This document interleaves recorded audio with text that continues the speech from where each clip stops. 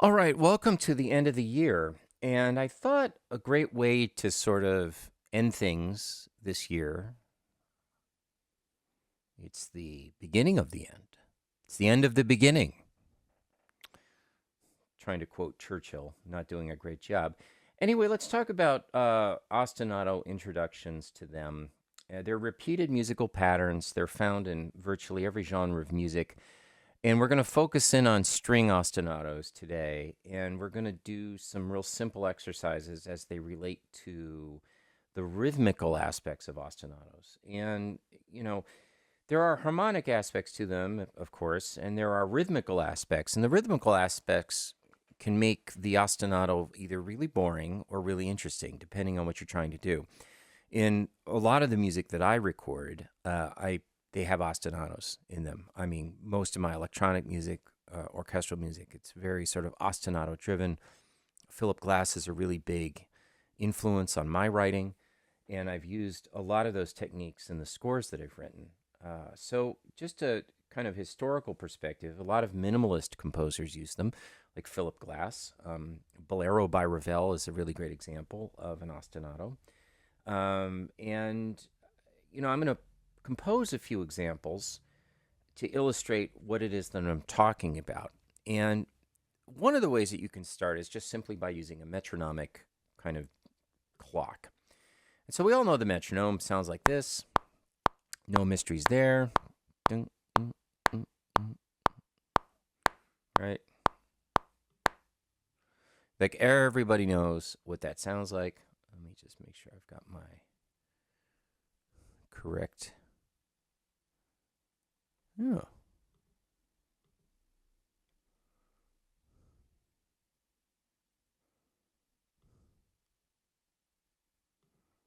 There we go. All right. One more time. The ostinato. So everybody knows what that sounds like, right?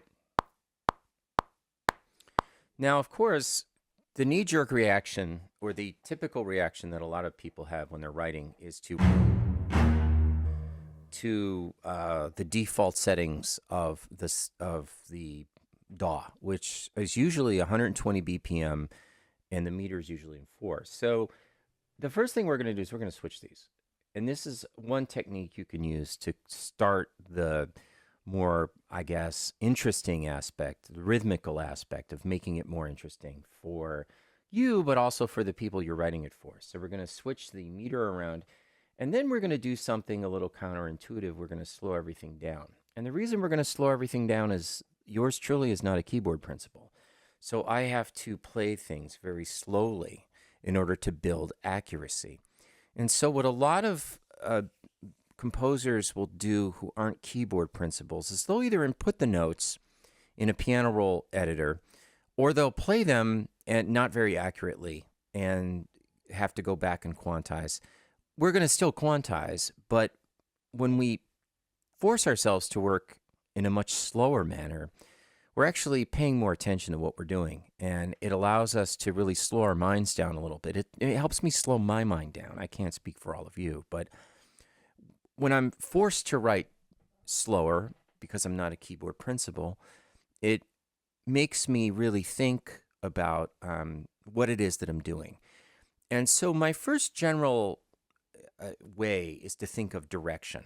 So let's think about how we're going to do this before we get into the more rhythmical aspects of it. So we can start, for example, from root.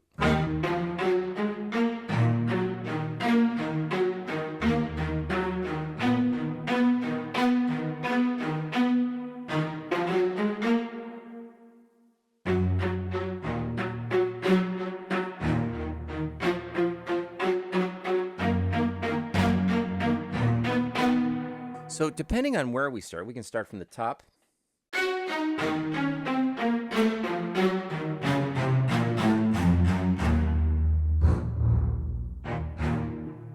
So we can start from the top and move down. We can start from the bottom and move up. We can start from the middle and move out. So the first thing we're going to do, though, is we're going to open up our string library, and we're going to do a little bit of premixing. Now, I am using the built-in algorithmic reverb.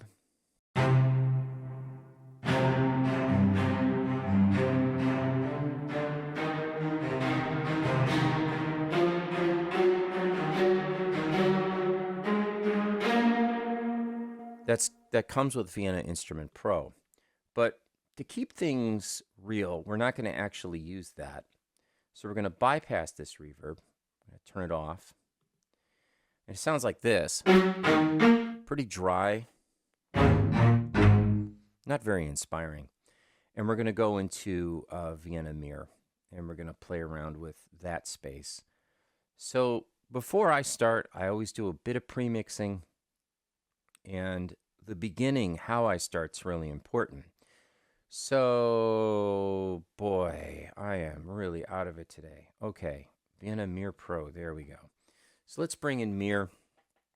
And when Mirror's loading up, we're going to pick a space. And I'm going to pick a space that's not actually too large, but a space that's resonant. So I want to have a space that doesn't have a huge audio tail. So, for example, a big audio tail would be something in the grosser Saal stage here. Pretty big audio tail.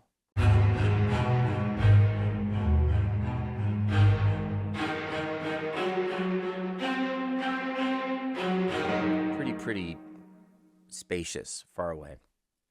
And of course, we can alter that by taking the microphone and moving it up.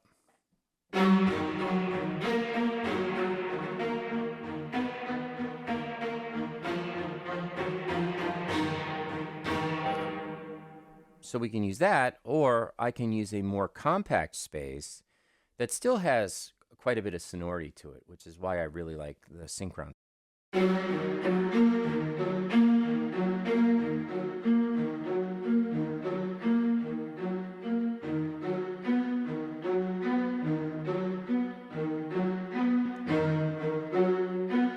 so let's position this so we have a nice wide stereo field. Let's use a classic stereo Blum line. There we go. Get some nice imaging there. So here we have it.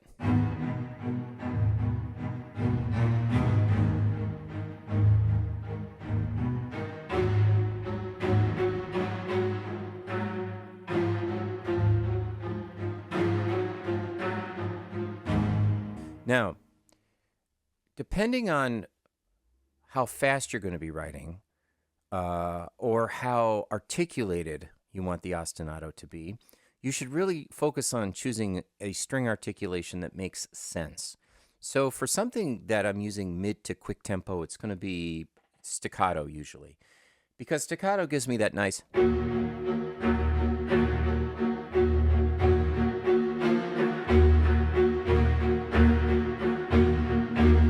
that really nice sonority, but it also gives me that short, articulated sense. So we want to focus on articulation before we get too far into it. And now let's focus on time. So we're going to move Mirror over there. And then we're going to start. Now, don't start writing right away. Wait. Feel the tempo.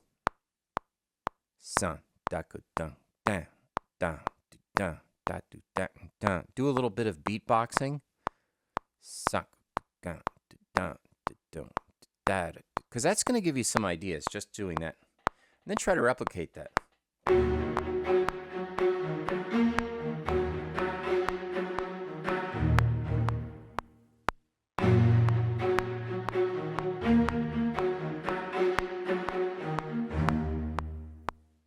Now, I'm finding this tempo actually to be a little bit too fast, so I'm going to take it down to 50 BPM.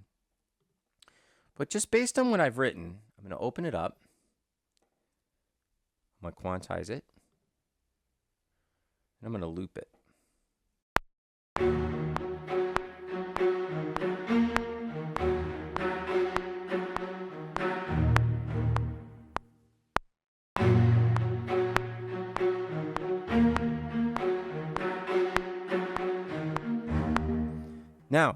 That's really simple. It's very simple. It's very straightforward. But how can we create more variation in this? Well, there's lots of ways to do that.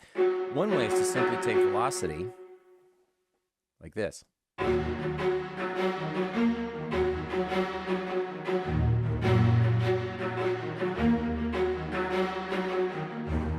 Depending on the sample library that you're using, it's going to really determine how much variation you're going to get in the sample. And you can also use the round robin techniques depending on the library you're using to make those transitions happen.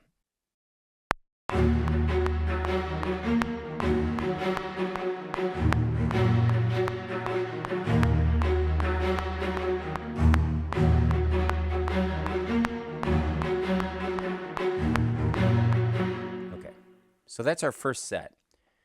Now, we're going to slow down again, and we're going to work on our second set.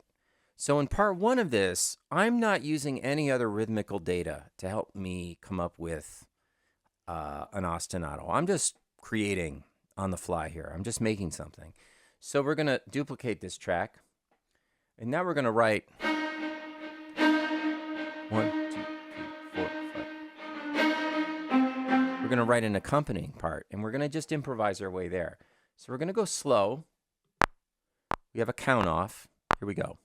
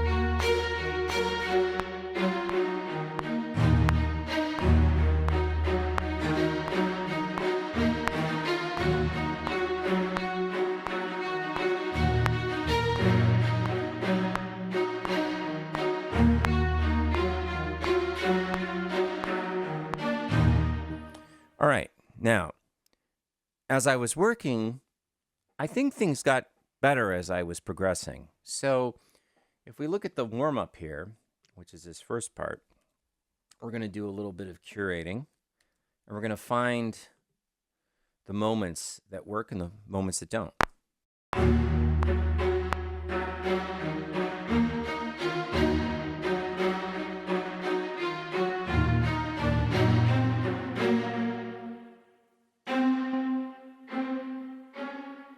Let's take this, see if we've fixed it.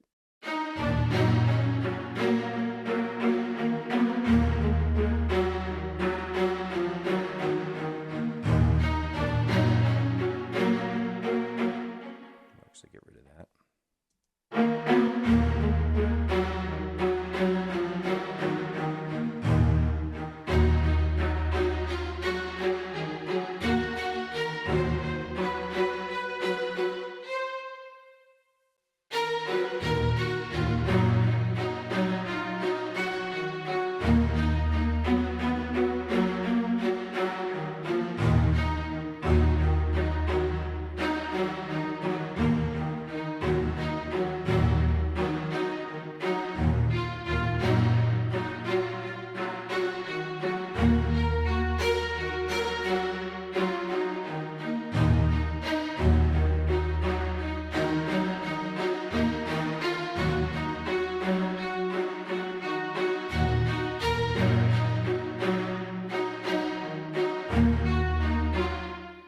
We have so far.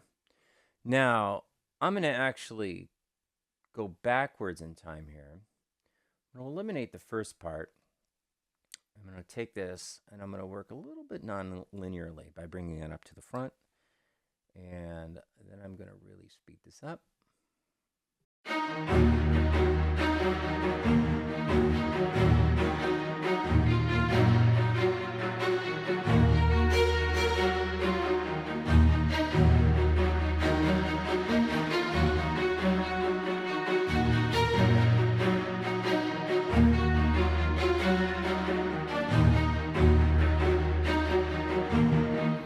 let's do some fun harmonic stuff. So now I'm going to take this idea. And again, I teach this in film scoring a lot. You know, these real simple tricks to create variation in your work. And I'm going to grab these notes here in both of these regions. I'm going to select all and just do like a little half-step modulation up.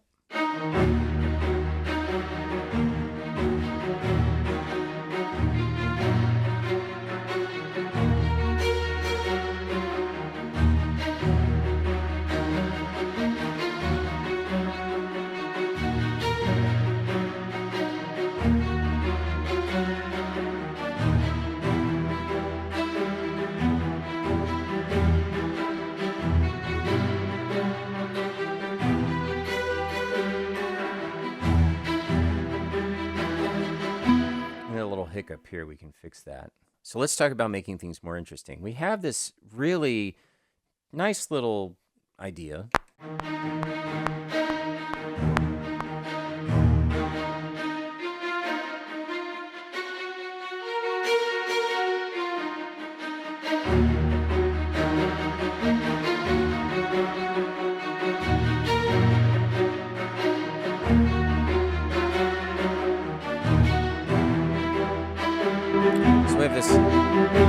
This cool idea.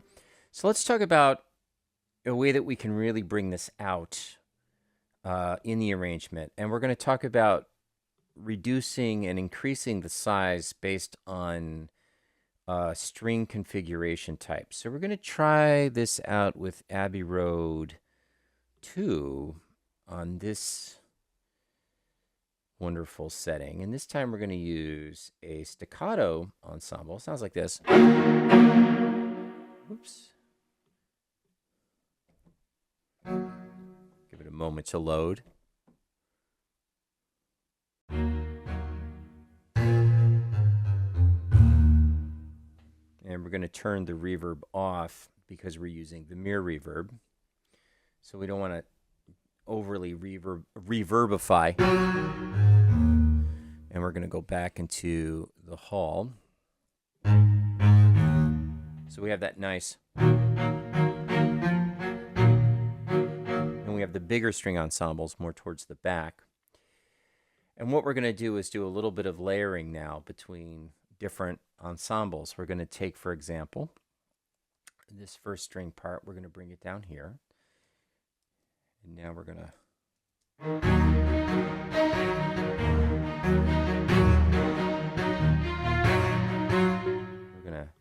duplicate the Abbey Road part, which of course means we have to go back into mirror. As you're working, you can come up with some really cool ideas just by improvising. So we're going to take this idea and we're going to move it down here. And now we're going to play this idea. I'm going to trim it this way.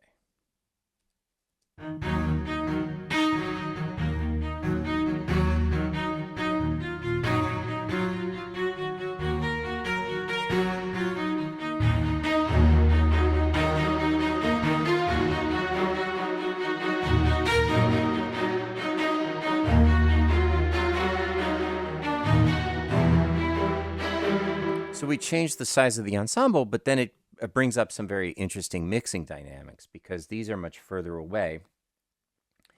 So we might have to bring these a bit closer to our microphone. And we might have to narrow these fields like so. But we could also change these ensemble patches from full ensemble to maybe violas and violins or cellos and basses. So let's bring these in a little bit closer. And let's bring in a secondary microphone now. And let's start it. Hear how it sounds. Let's see how it sounds.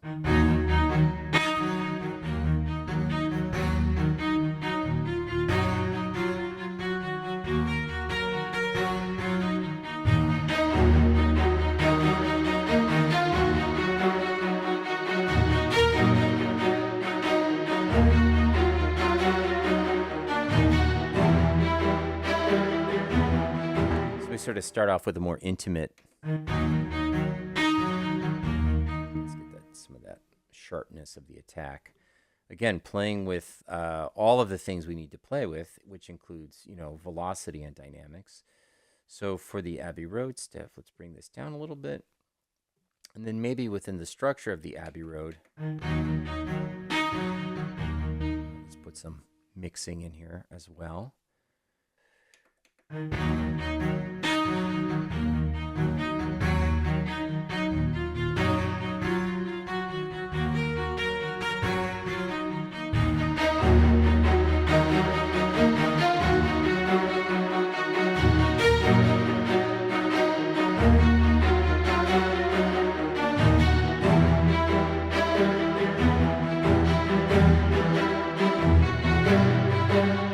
And that's what we have. We have a very good starting point to really shape writing. Now, once we come up with ideas that we like, I then start having a lot of fun with it. I start then improvising additional sections, and I may do that within the same section. I might just record over in multi-mode, or I might just record with the smaller ensembles so I can get a more precise sound and then remap those to the bigger strings.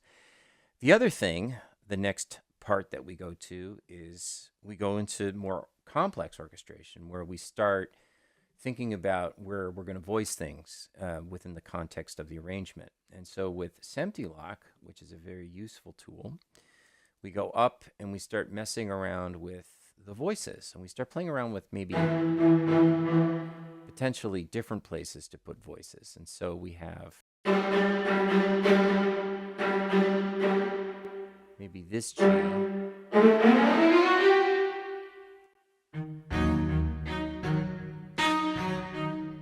it back up. And again, making sure that we unlock SEMT position when we do this, because if we SEMT unlock, then we won't have the timing issues.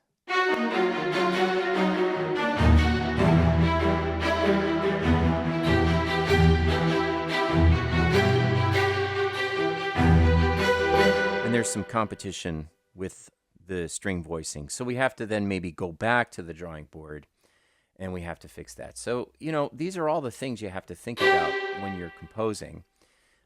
Trying different things just by using simple MIDI remapping techniques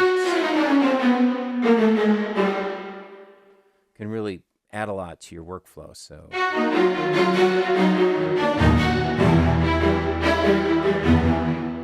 So at this juncture here, I want to try something. I want to try writing something new in the Abbey Road parts. And so I'm going to take the Abbey Road parts. I'm going to slow things down. Now, of course, blending different string libraries together is a really important part of all of this. And so as we get into the more interesting dynamics of creating something, we have to think about blending different libraries, but also improvising differently with them. So now we have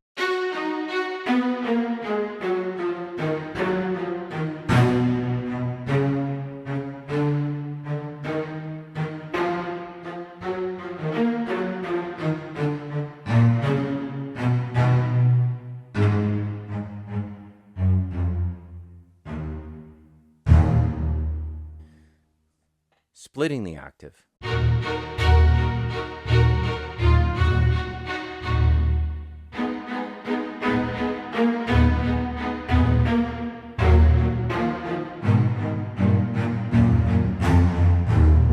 And as you get more comfortable hearing what you are, what you started with, you'll come up with more interesting ideas. I mean, it just sort of feeds in on itself. Once you get a really nice palette together, you can really build things that are amazing. So hopefully this helps everybody. Again, Happy New Year.